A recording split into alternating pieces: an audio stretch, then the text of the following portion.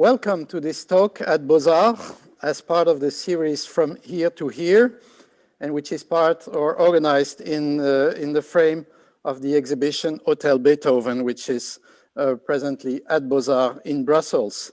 Our guest today will be the artist Jeremy Deller and the musician and curator Volker Zander. I am Eric de Vischer. I'm the curator of the Hotel Beethoven exhibition, and it is a pleasure for me to welcome you all and to welcome also our guests.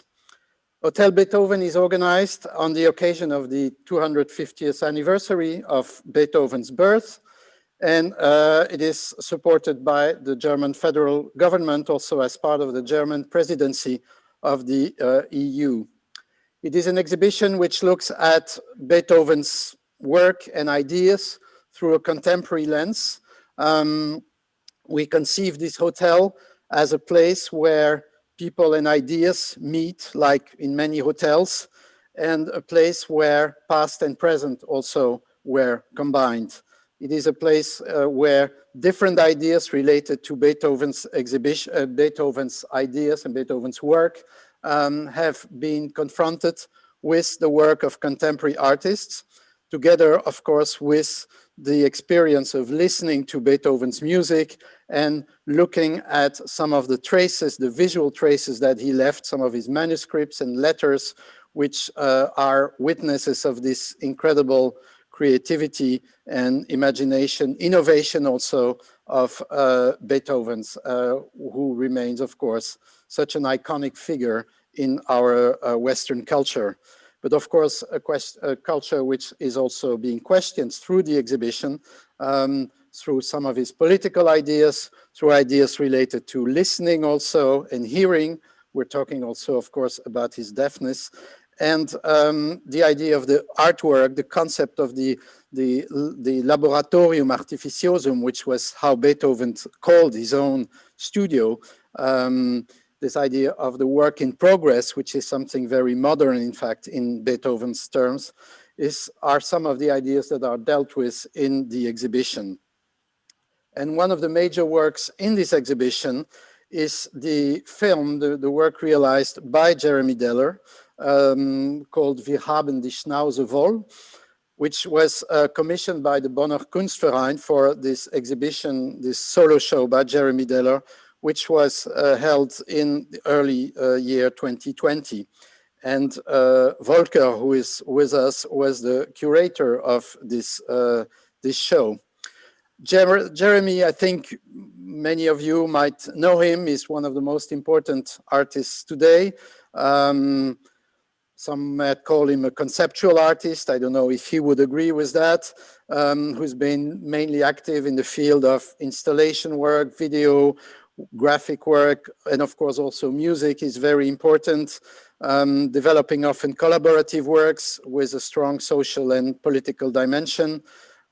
He was a Turner Prize laureate also in 2004, and many works, of course, have a relation to music. From one of his early works, Acid Brass, which was a musical collaboration between a traditional bass band and fusing them with techno and acid house. He has worked with a lot of other bands and rock musicians in very different contexts. And of course, some of his other works are very well known, like the Battle of Orgreave, or a piece called for the centenary of the Battle of the Somme, which was called We're Here Because We're There. And recently, very recently, I think, a poster campaign for the Human Rights Day, which was advertised in different places in the UK. Volker is a musician. He's a bass player under other instruments that he plays also. He was a member of the band Calexico. He's also a producer, music producer. He's founder of a record label named Apparent Extent, a composer for theater, public works, radio plays, and many other projects, and also a curator of exhibitions, a concert organizer. So really a polymath, probably. He was, as I said before, the curator of the Jeremy Deller exhibition at the Bonner Kunstverein. So I think Volker and Jeremy, and they will talk about it during this talk, have been collaborating very closely on this exhibition, and in particular about this film, Wir haben die Schnauze voll, which is presented in the Hotel Beethoven exhibition. And I encourage them to talk about the making of this film and how this film came about as part of the exhibition. But maybe we can first play a short excerpt of that film, which features a symphonic orchestra and a group of children, and the interaction between these two social groups, in a way, is at the heart of the film itself. It's based on this interaction through Beethoven's music. But maybe I would suggest, and I would ask Volker to play us a very short excerpt of this film. Let's do this.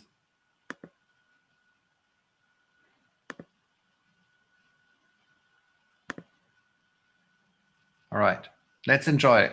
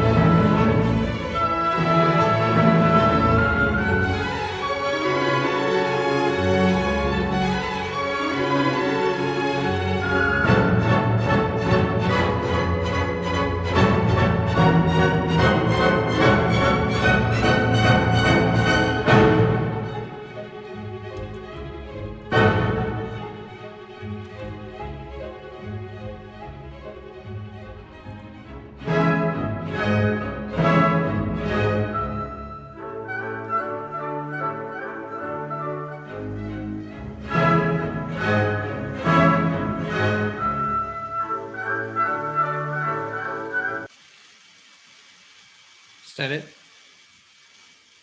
That's it. That's it. Oh, here. Yeah. So, well, hello to both of you. First of all, thank you for being with us. As we've seen this excerpt, which shows some of the elements that we see in the whole film, the orchestra playing, the children interacting with the orchestra, the action they are preparing. We don't know exactly what they are doing now, but can you tell us a little bit how those ideas came about and how the structure of the film grew out, probably out of your discussions also you had, both of you? Shall I start? You start. Volker? Well, I was asked to be in an exhibition in Bonn that was to do with Beethoven and the anniversary. So that was an opportunity. Every time you do an exhibition, it's an opportunity to do something. And because it was about Beethoven, I assumed that it should involve some kind of live music or an orchestra. It's just an opportunity to work with an orchestra and be near one in a way. And immediately I thought, well, there should be some sort of relationship between an orchestra, a very disciplined body, group of people making an artwork, and the sort of wildness of children around that and their reaction to the music. And that was my first thought. And that's more or less what we did. But so I held on to the first thought, and then it developed from there, really. We had asked Jeremy. Yeah, first of all, I'm not the only creator of the show. There also was Michelle Cotton, the director of Bonner Kunstverein, and I met her in 2017. And around Christmas, she asked me, there's this big Beethoven year coming up in 2020, and do you have an idea? And I had like an immediately idea, and it was, I wanted to do a show about 1970, the year of the 50 years ago, there was another Beethoven year. So every 50 years, like you have in Belgium, you have these festivities in Mechelen, I believe, or so on, where you celebrate one fest every 50 years. So I thought it's very interesting to look at the year 1970, but also look into the future in the year 2070. And out of this, I said, we need like a playground where like kids can play in the exhibition and make an experience that they might remember in 50 years when they are old and have kids and grandchildren maybe. So that's where it came from. And then Michelle asked me, okay, which artist are you thinking about? And then I said, like, yeah, Jeremy. Jeremy is, I think, my first choice. And then it was one telephone call, and Jeremy said, yeah, let's do it.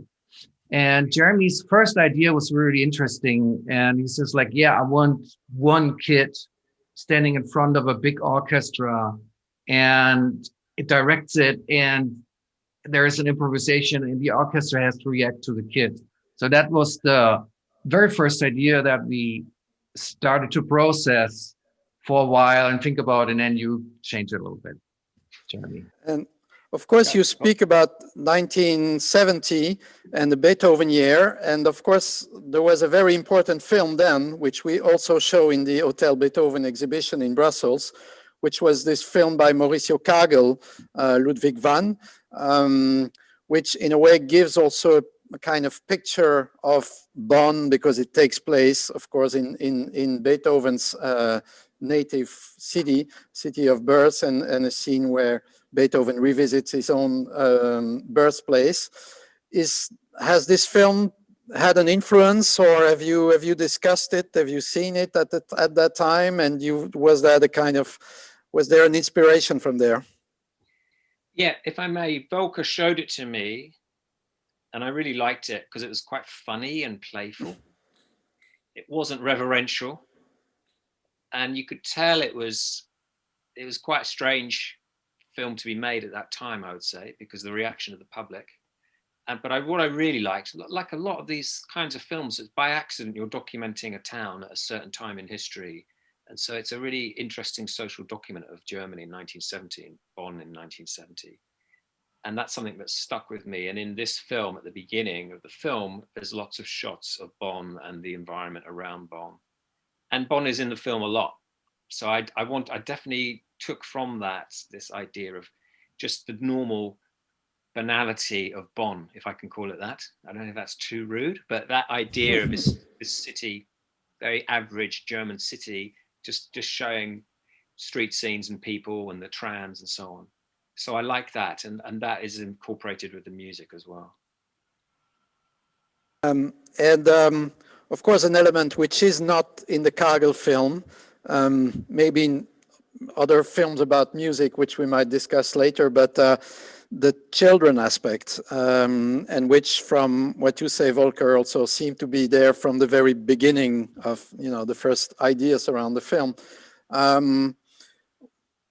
Why that idea of children? Why linking Beethoven to children? Or how did that come about? And how did it end up in what it is now, of course, this idea also of children participating in the demonstration?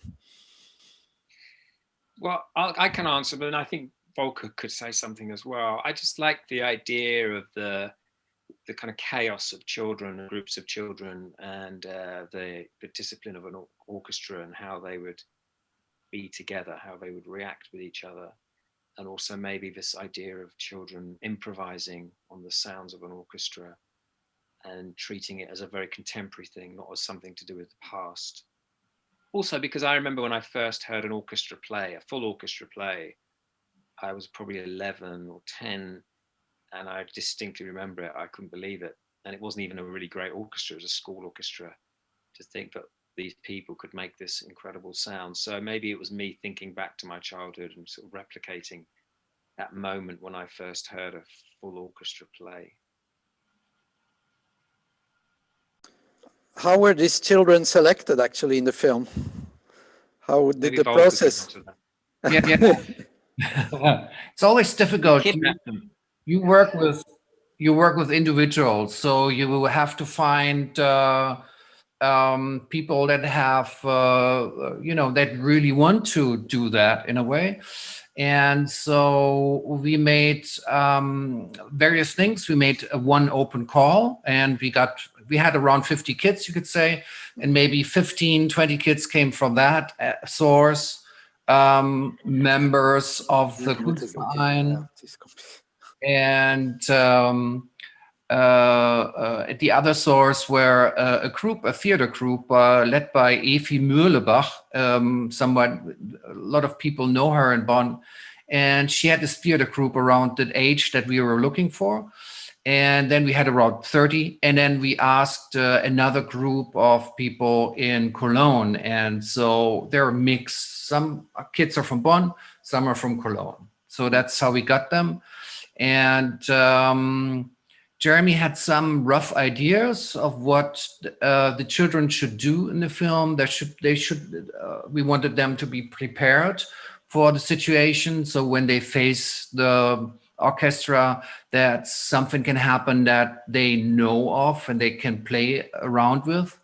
And so we had another person coming in, a choreographer, Elena Martino, and she helped Jeremy to develop a few movements, so to say, and games, you could say. And we slowly built up a group of 50 kids, and we had a few rehearsals for them beforehand. And then came the big day of them being recorded. Was something. Do you think the children had the same reaction, Jeremy, that in front of an orchestra, and maybe for them, some of them was also a first experience in encountering an orchestra?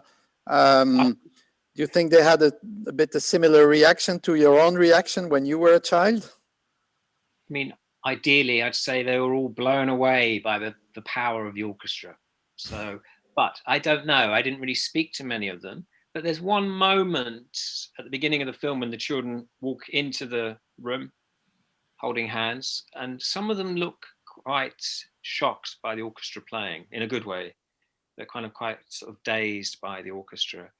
But I don't know. I think kids now may be a bit more spoilt than they were, and they an orchestra is maybe not such a big deal to encounter, but I'd like to think the proximity to the orchestra and the environment, this beautiful studio, would have had an effect on them. So let's just say yes for safety's sake. We talked about the Kagel film. I know that there are other films about music and music recording or recorded music film that have inspired you also in the making of this project. Maybe you can talk a little bit about these, of this kind of main influences or ideas you had in the idea of filming music.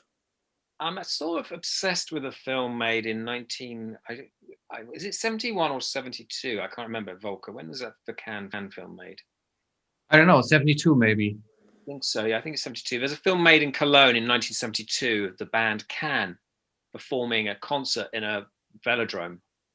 And the beginning of the film has a lot of images of the band rehearsing in their studio, which was just outside Cologne.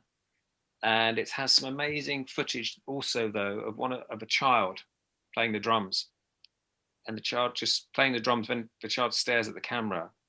And these are very tight shots of this child, but then also the band members. And there's such beautifully shot images of the band concentrating and playing, and this little boy with this great haircut and a yellow top, just staring really at the camera. And it's one of the most powerful images of music and music making, and the idea of the studio, making things, experimenting. You know, this idea that you were talking about, that the laboratory, Can as a band were always experimenting, and were experimental band basically. Every time they played, they were making new music, you know, for live concerts and so on, improvising. And that's such a strong image for me. And I just wanted I wanted that kind of intensity of that image from that film in my film. I don't know whether I've achieved it or not, but I wanted that really intense strangeness of that shot, that one shot really, and to try and make it for the whole film, to have that strangeness really. The children doing these strange things with the classical orchestra, making these shapes and movements and so on, which you might not expect. So yes, and also this performance by the band is a very famous one with a juggler and acrobats, and a very theatrical performance. And it's just a really spectacular film, basically. It was a big social event here in Cologne when it happened. The concert was a free concert. And I know a few people that went there who were like diehard fans from day one. Can formed in 1968. And they're still to this day talk about this. So around these sort of events, there are memories that are really like programmed into a person that they really change you in a way. And sometimes there is footage of it, and it can be can be an incredible artifact to. I mean, sorry, I talked over you. I mean, in a way, it is. You can make that connection to Beethoven with that concert, because from my limited knowledge of Beethoven, I think when he was going to premiere a new symphony, that became a huge event. But also sometimes they'd have to build concert halls to accommodate people specifically for the premiere or for a new symphony. So this idea of a performance not just being musical or something you listen to, it's something you look at as well. That's very important, how music looks and how the look of something informs the sound of it, and that relationship. That's something that interests me and obviously interests many musicians. So yes, the idea of a premiere of a piece or an event live performances is something that I like personally. There was another film, I think, which is a Beatles film also. Yes, well, that was called Let It Be, and that's, you know, the Beatles at the end of their life together, really. Well, there's that. Oh no, there's two Beatles films. There's the live recording of A Day in the Life with an orchestra, which I really liked, just because it's so crazy, with all the orchestra members wearing disguises and glasses and so on and playing. And that was something I liked. But that's very drug infused, whereas what we did wasn't at all. It's actually quite formal in the end, the way we made the film. But it's just, I suppose it's, again, that's just about the power of the orchestra, what the orchestra can do, which is something I was interested in. It's not, you're very lucky as an artist. You can work with an orchestra or a brass band or whatever, groups of musicians. It's one of the few environments outside of music where you can, if you're not a musician, you can actually go in and work with musicians in that way. And I like being in the environment of a rehearsal studio or of a recording studio and rehearsals. I like the idea of rehearsals.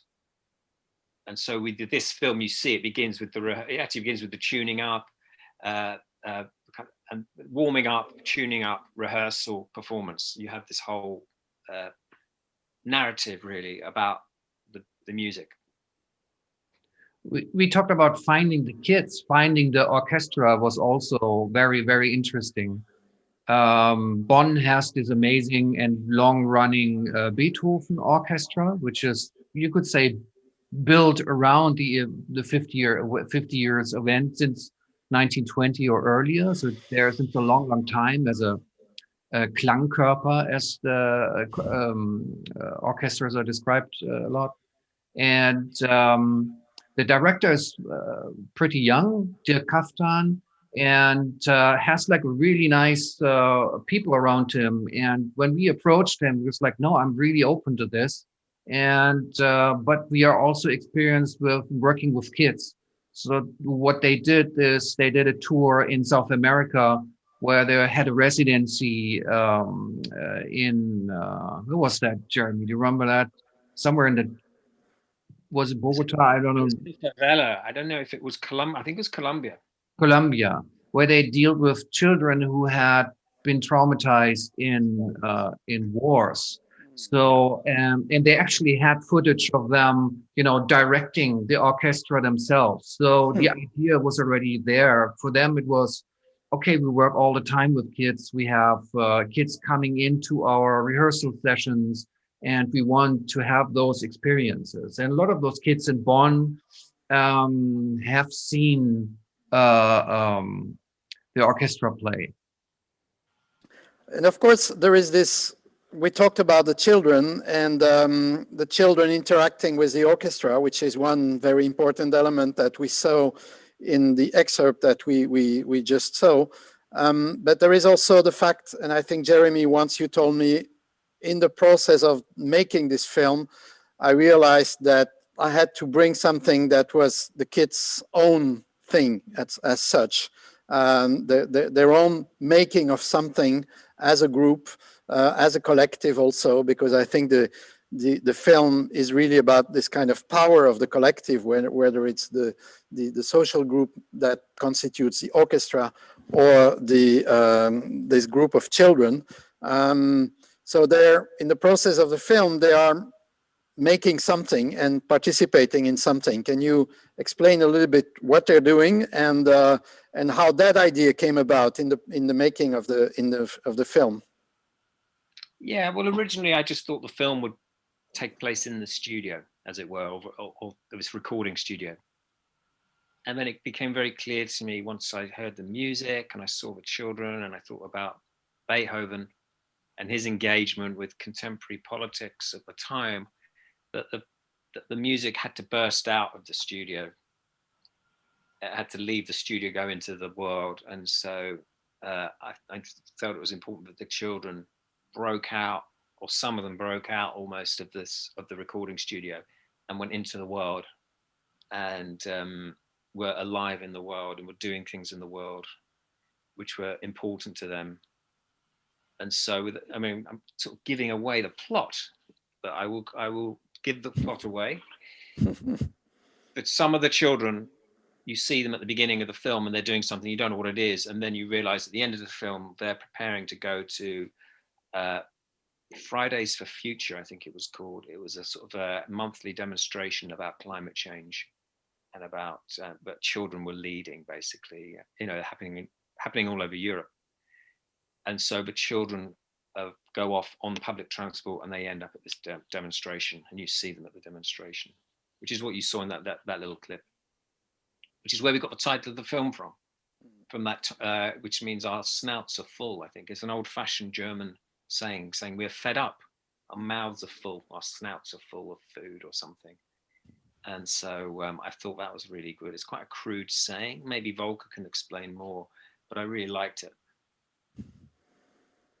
Yeah, we always pressured you a little bit. We need a title. Can you give us a title, Jeremy? And then you came up with that title, and I couldn't be happier. Whenever I read it, you know, I couldn't wait to see that on a poster in the town of Bonn and in relationship to the Beethoven year and everything, because in a way, we always have this, like, we're fed up with this, but here, and especially with any kind of situation, but especially in the year 2019, and we realized how hot the summers were and how difficult it was to, we could see that the world was changing so rapidly and that we needed some change. And then one of the largest worldwide organized demonstrations happened in September. It was around Greta Thunberg, you could say, who was like a grown-up kid in a way.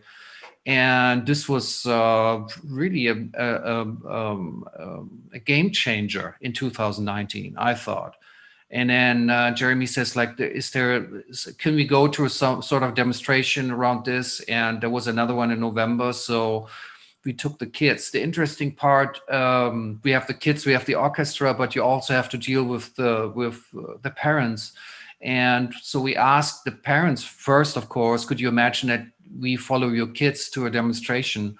And they all said, like, yeah, we go to demonstrations all the time. It's very, very important that they go and that they know how those things work. So they're not only learning instruments from their parents and teachers and so on, but they also learn how to raise their voice and to organize themselves. I thought it was really, really interesting. So actually, as Jeremy wished that some of them would go for the first time to a demonstration, it was for them, it was like, yeah, we go to demonstration all the time. Let's go. And they were really happy to make, placards and everything. So that is really, really sweet, I have to say. And ever since, I go now to demonstrations. So there was a big demonstration again of Fridays for Future, and I was like, no, it's now I have to go now as well. I have to strike. I can't do my freelance work today. I have to take off and go to the streets. I think it's important. So do you consider this film as a political film? Is there, and you think it reflects in somehow Beethoven's ideas and or what you got out of Beethoven's ideas about politics, about freedom and all that, in the context, of course, of late 18th century, early 19th century Europe? How do you connect that? In fact, the climate issue, let's say, as it is taken by children, and the Beethoven situation. Maybe one of you has, I don't know what. It's a big question. In as much as that, well, before COVID, the world was we were obsessed with climate change, or some of us were, and it seemed to be the major issue threatening civilization and the planet. And I think, yes, there's obviously a political element to it. And Beethoven was concerned about world affairs and world events and revolutionary change. So I think he would understand that. And the music is full of life, isn't it? It's full of life and tumult, and that piece, especially the way it starts, but also that in that clip, it's absolutely stirring, and it almost wants people to shout and jump around when you hear it. And I think it was meant to be a call to arms in some respect. But, I don't know, I'm not an expert on Beethoven, but what I know of him, that he was connected to the world. He wasn't in some ivory tower making music. He was very interested in political affairs in Europe, especially. And By the way, how did the choice of the music happen? Was that a discussion with the orchestra, or was it a suggestion you had, or it came from a discussion you had among yourselves? I can explain that, but maybe Volker might want to add something after. Actually, it was I set myself the not unpleasant task of listening to a lot of Beethoven, especially a lot of the symphonies, some of which are very famous. We know them so well.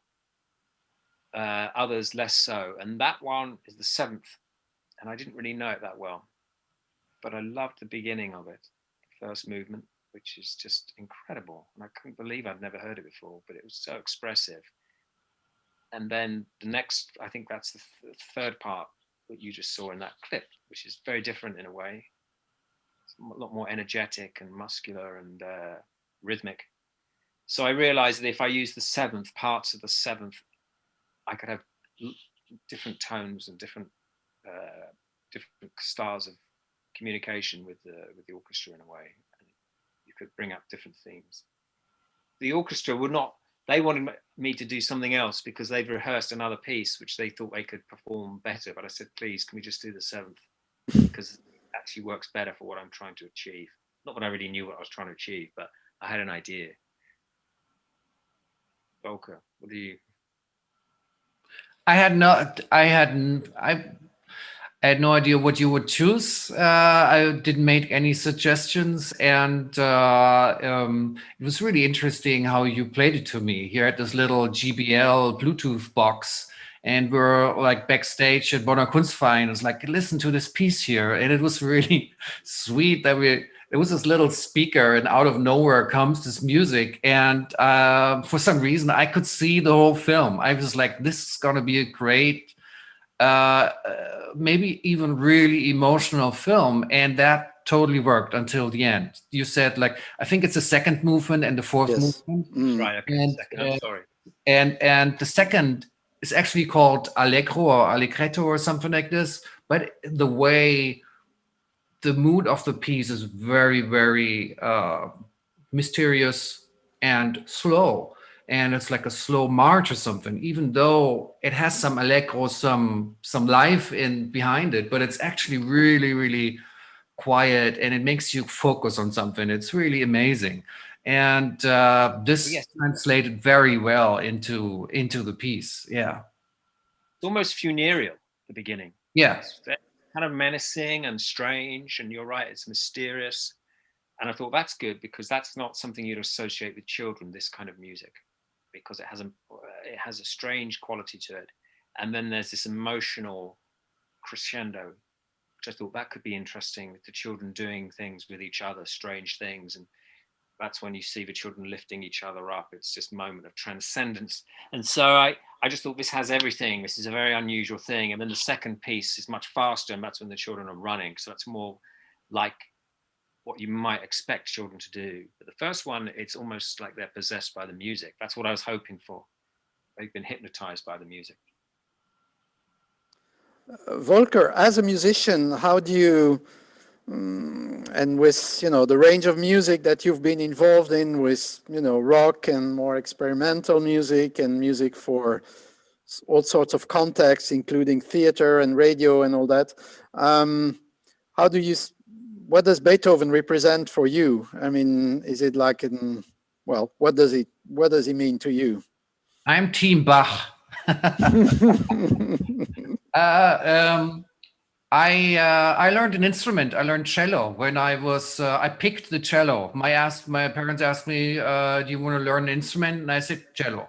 And I like the image of it, I have to say. And we had this amazing orchestra, youth orchestra, where I grew up, and the director was totally a Bach guy. And so I played his messen and concerts and everything. And so I grew up with that a little bit more. So Beethoven is a little bit strange. I know it through the Kubrick films, and I know it through media a little bit. And it never really progressed into my record collection. Other artists and composers did that more. So for me, it was like, yeah, I don't know anything about, not much about Beethoven, I have to say, even though I have an image of it, which is very interesting thing about. So was it more the kind of myth, Beethoven myth, that, you know, in a way you rejected maybe, or, you know, it was something that you didn't want to deal with because it was this kind of overarching, imposing figure, and that, you know, you were more maybe on the fringes of that? Or yeah, I mean, I listen to a lot of music all the time, and always said, like, maybe there's a time when Beethoven will open up to me. I remember when I was like 13, 14, if you would ask me what's my favorite piece of Beethoven, when I was 13, 14, I had this job where there was a show, like a quartet was playing with a piano player, and I had to read the notes of the piano player and turn the pages. And as an encore, this quartet played Die große Fuge, and it blew my mind. I remember that. And so I made this experience when I was like a teenager. And I always says, like, at some moment in my life, I will go back to that and study that and find out what the power of that piece was. Because those guys, they were really stiff and into their interpretation of something. And all of a sudden they had notes, but they were like rocking out, amazing, yeah, put like really physical action into that. And I was like, okay, that's possible in classical music. I thought it was more restricted and it was more formal. And here it is like, no, they're going wild here. This is really, really interesting. This is something that I hear in a performance by Neil Young, Crazy Horse, or like live recordings of the Beatles or the Rolling Stones, you know, or you could say later on. This is what I was looking for. And so in the Beethoven, the late Beethoven, that's really, really interesting, I think. The Streichquartette, the string quartets and everything, where a small group can rock out. But now, through this work with Jeremy, I'm interested also in the big symphonies, because it meant to organize big groups of orchestra, you know, musicians and everything, and to build these halls and to build a whole culture around it. And what I think what they really wanted is, of course, they wanted to hear the music, but they also wanted to change society. I think that was what was happening in the in the early 19th century, that the society, the Gesellschaft, really needed change. They did not know how it will look like, so what democracy could be like, what constitutions could be like, but they organized themselves in Vereine. So in Cologne we have the Dombauverein, but also we have the Musikvereine and the Kunstvereine. So Bonn is part of the German culture of Kunstvereine that was created around the same time. And it was like, we can organize ourselves, and this is what I'm now more and more interested, the body of musicians that forms a sort of like an image of an organized, self-organized society. So I'm very happy that I did this project, and I have a different view now on what orchestras could be like or are like. That's so interesting. You talk about the cellist, because the only live event I've been to during lockdown was a solo cello concert, well, with a pianist, but a young cellist playing different pieces of music, including Beethoven, I think, but also some contemporary music. And I was sitting very close to him, and it was so intense. It was so intense. He had his cello. It was like he was wrestling with the cello. It seemed so physical. And I just thought at any moment the cello is going to break and the bow will break in two, because it's just like a fight almost between this object and the musician, and he gets these sounds out of it. It was the most intense physical thing I'd seen for so long. And you're right, it was like a kind of rock music or something in it. And so I'm sure when these pieces were performed for the first time, it just must have been the atmosphere must have been amazing. And so it's exciting to think of it in that way.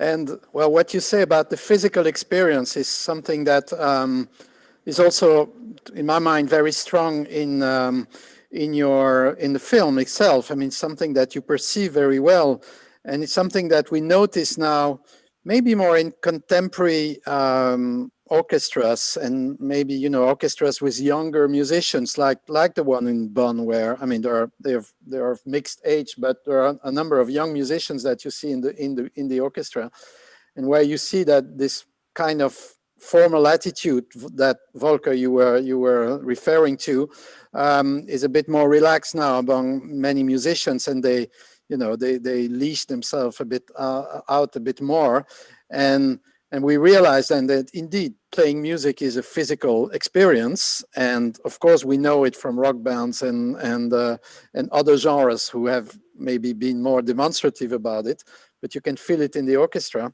And I think, Jeremy, you told me once also in one of our discussions that in a way it's a film about bodies, and there are the bodies of the musicians, and there are also the children's bodies, and this kind of confrontation and interaction. And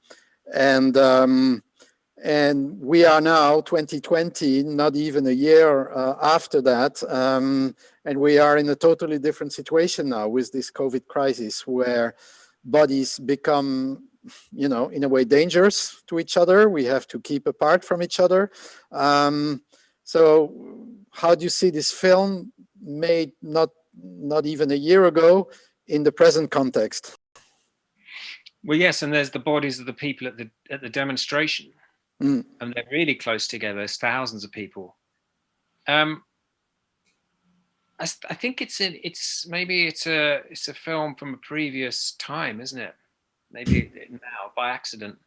The film is one of a time that we may never go back to in that way, or never be able to innocently enjoy again for some time. So that's something to consider, the kind of taboo of being close to people. It's interesting though, because when we had the launch of the show, it was in February, I think, last year, and even in early February, I was worried that we wouldn't have this, the exhibition wouldn't stop, would be cancelled because of the COVID. Not that the government in the UK had any interest in that, but I just thought the German government might take measures and stop it, but they didn't. But I was already worried when we opened the exhibition. But it does seem to be from a different time entirely, from a different, not even a different century, but a different moment in history. Volker, how do you see it now? If you look it back, if you look at the film now.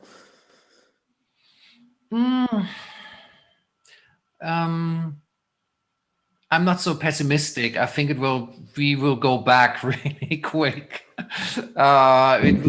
It will be a short, I hope it will be a short episode in our experiences. It will be there. And, but we have all these desire to go back to this, what we had before. Yeah, I see what we have now as a weird episode in everybody's life, and we can focus a little bit on ourselves a little more, and where we see our society acts differently, and also not in sort of panic, but sort of like how we can organize ourselves so we can survive. That's a really interesting experience, and yeah, for the film. Just passed. Yeah, something has passed, definitely. Yeah. I suppose there's an innocence now watching people together like that. There's a carefree quality to it, which we would never have expected. And so there's that. Also, I suppose in the last year, we've learned a lot about ourselves, both as a society, but also as individuals, our own selves. And that will change us. It'll be interesting to know what kind of year those young people have had in going to school or not going to school. But also, very quickly I was told by the orchestra, in April, the Beethoven year is over.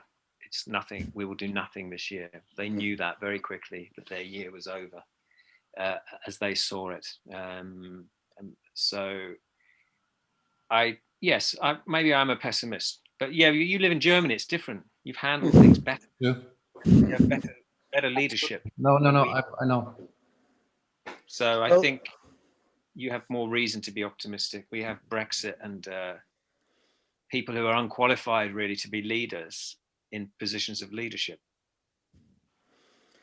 which raises that issue of leadership, which I find interesting. Volker, you mentioned that idea of self-organization that you saw in this organization, the Vereins and all that, and maybe a tendency now also in some areas of society for also a greater self-organization. But there is also the search for a leader that you were maybe Jeremy was alluding to, and in a way the orchestra reflects that ambiguity, because in a way an orchestra can be a kind of self-governing body, but it has also a conductor and a kind of super chief above it. And in the film, I think this ambiguity of the conductor is very well shown. I mean, even in the silent excerpt that we saw at the beginning of this talk, where everyone is kind of expecting, not knowing exactly what will happen. The conductor has this kind of a bit overarching attitude, looking at everyone, sometimes with a little smile. It's at the same time very tender but also it's also his position, a bit authoritarian also. So how do you see society is going to go, or maybe these two tendencies will coexist? Is that a question for me or for Volker? You're at the first. It's let's do some political prospection. No, can I just say something? Can you imagine if Boris Johnson was a conductor of an orchestra? How terrible. Just imagine that. That would be interesting. Like, imagine Angela Merkel had to conduct the Beethoven Orchestra. It would be very interesting, I think.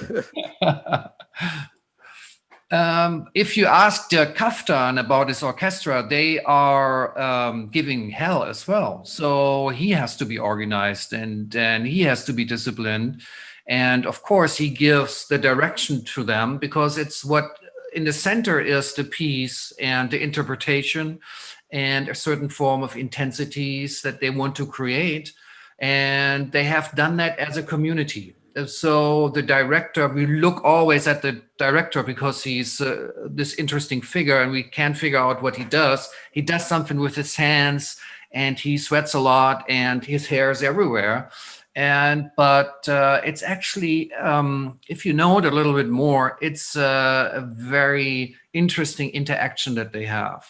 The orchestra comes from the military organization, definitely. And if you go to contemporary composers, there are very, very different approaches to that problem, how a community of these musicians could create something beautiful without this sort of like confrontational aspect of a director. Thinking of Eliane Radic and her pieces, reason pieces, for instance, where every musician like concentrates on what they have in their mind at this very moment, and where you see a shared movement of individuals. So the music of Beethoven reflects what was happening at that time, and they came from a very militarized and post-Napoleon wars and everything. And they saw this as like, this is a certain intensity, an attack that you can make. And now orchestras or music can go into very different directions. So there's also a reflection or a change happening, definitely, in culture and society. Also, I like the way conductors of orchestras talk to the musicians. I like that interaction, the verbal interaction between the conductor and the musicians, and the way he talks, the way music is spoken about. You get that with any band, with a brass band, a steel band, an orchestra. I really like it when people talk about music to musicians. And that's how the film begins. It's him actually talking to them, and they're repeating a line, and they keep repeating it, and he keeps saying things to them. Oh, I want it more like this or like that. And that's really what he does, as well as conducting. He's shaping it verbally. Would you see that as a kind of model in the relation in a society between, you know, leaders and a population, or, you know, a group of citizens, let's say? Well, this is yes. Sorry, I'm interrupting because I'm excited to speak to you, because this is exactly where in the UK we've had a huge problem because of the very poor communication skills of our leaders, especially our Prime Minister. He uses very muddled language. He contradicts himself within sentences. He uses very strange metaphors to describe the virus or an aspect of it. And so people just don't really know what he's talking about a lot of the time. He used to quote Latin as well. That was the other thing he used to do. So he's actually a terrible communicator. And people never realize that about him. And so clear communication, honest language, all those things are something that I feel it's interesting. In April and May, I was getting very nostalgic for Germany, and for just thinking maybe I should just move to Germany, to like a functioning country with a leadership where you can understand what they're saying, the things work in a way. So I was, and I still think, part of me still thinks this. So yes, communication from the leader to other people, or from the conductor to the orchestra, is absolutely essential, isn't it? And that's something we've lacked in the last 9-10 months. I mean, woefully lacked. So it's why we're in such a terrible situation here, I think. For me, it's the opposite. I'm rejecting the leader, so to say. I'm not expecting leadership or so. Obama came to Cologne and gave like a big speech here about like the leadership of the future. And I was like, this is boring. I'm not looking for a leader at all. I'm looking for, you could say, like self-organization, anarchism, something like this. So if you want to move to you can have my apartment here, because I will be next August, I will be in Brussels. And I'm really looking forward to be in a society that has this weird organization and the Flemish people and the French-speaking part and the internationality of it and everything. When COVID hit Cologne, I was like, how will the city deal with that? The city community will deal with that. And a big topic here was like how the start of Carnival.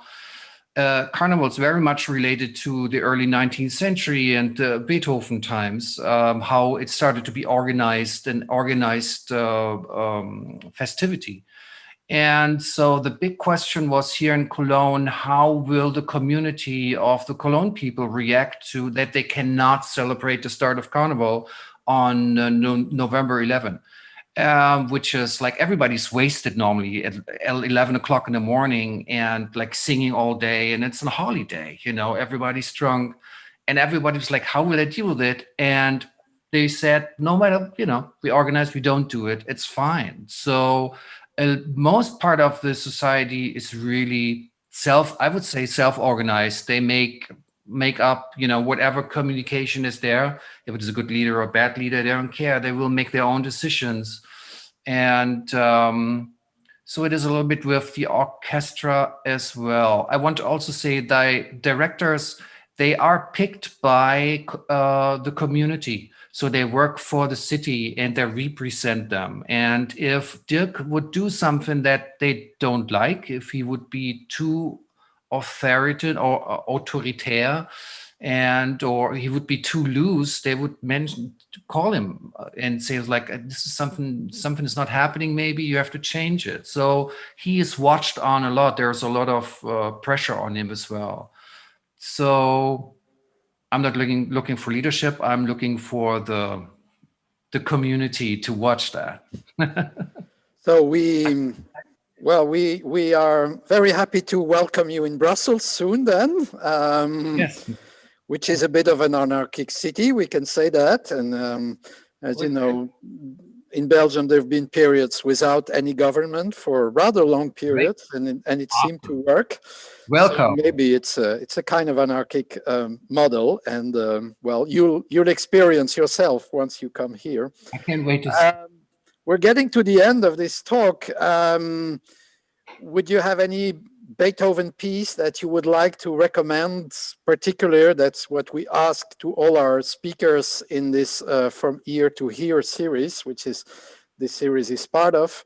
Any specific recommendation that we could then put on a playlist that you will be able to enjoy later? Any suggestion you want to make? I just have to answer my door. You go first, Volker. So I think I don't know much Beethoven. I have to say, like, really not a lot. But there's a piece I want to check out a little bit more, and I bought the record for this, and it's this here. It's String Quartet, Opus 132, A minor, and it's a late one. And it has this slow part where it deals with healing. He's very thankful that music or something else made him heal. I think music has the capacity of not bringing people together or raise action, but also to make us heal and to calm down. And so we have this, music has this regenerative power that nature has too. And so my recommendation for myself is Streichquartett A-Moll Opus 132. Thank you. Movement, I think. And in the meantime, we've lost Jeremy. Molto Adagio, the third movement, sorry. Thank you. Okay. Well, maybe we've lost Jeremy. Maybe he will come back. In a second. But anyway, I will thank you, both of you. Oh, there you are. Sorry, I had a delivery. Delivery. Anyway, can I say what I would choose? I you know, after Volker's very articulate choice, we tried to find something from Wendy Carlos, from the music she made with synthesizers, some which was in the Clockwork Orange soundtrack, but for some reason it's not on Spotify. Maybe it's out of copyright, or I don't know what, but that was the piece I wanted. Maybe just put in the Seventh Symphony in its entirety rather than just the parts we chose. Okay. All right. Well, thank you, both of you. Thank you, both of you. Thank you. Oh, it was a great discussion. We could continue for long, but I think we have to put an end to this discussion. And thank you. So to all the people who've been watching, thank you also for watching. Stay tuned. There will be other programs and interviews in this series. And watch out on the BOZAR website and as part of this Hotel Beethoven exhibition. So bye-bye for now. Bye-bye. Bye-bye.